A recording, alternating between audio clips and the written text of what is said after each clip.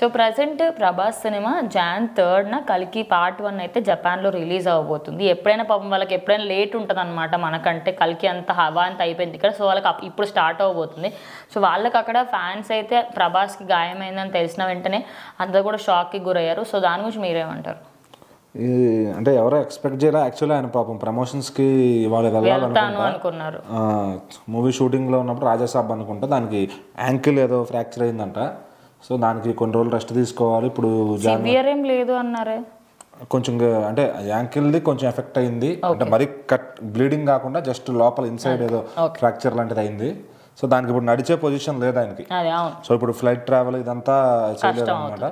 So దాని గురించి ఇప్పుడు ఆయన ఒక ఏదో చైనీస్ లాంగ్వేజ్ జపాన్ లాంగ్వేజ్లో ఏదో పోస్ట్ పెట్టడం జరిగింది.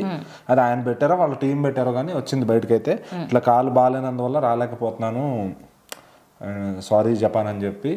సో January 3 సినిమా తప్పకుండా చూడండి. సో నేను నాకు తగ్గినాక వచ్చి కలుస్తానని చెప్పి ఆయన పెట్టడం అయితే జరిగిందనమాట. ఇట్లా షూటింగ్లో జరిగిందని. సో వాళ్ళందరూ కూడా అక్కడ నుంచి కూడా ఆయనకి మెసేజ్ పెడుతున్నారు, గెట్ వెల్ సూన్ అని చెప్పి, తొందరగా రండి మీరు కాలు అంతా బాగా చెప్పి. వాళ్ళందరూ మన వాళ్ళు కూడా గెట్ వెల్ సూన్ అని చెప్పి.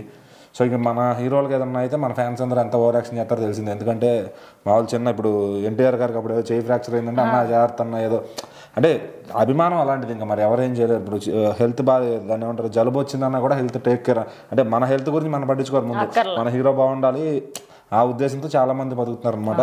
సో ఏంటంటే మరి ఇంకా ప్రభాస్ గారికి ఏ రేంజ్లో ఫ్యాన్స్ ఉంటారో మనం చెప్పక్కర్లా.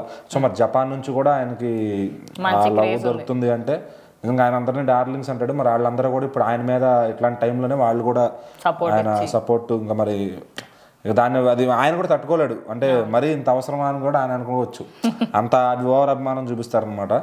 సో మరి ఇక ఈ 10 రోజులు ఇంట్లో కూర్చుని ఏమన్నా కథలు వింటారేమో కానీ మరి తెలియదు.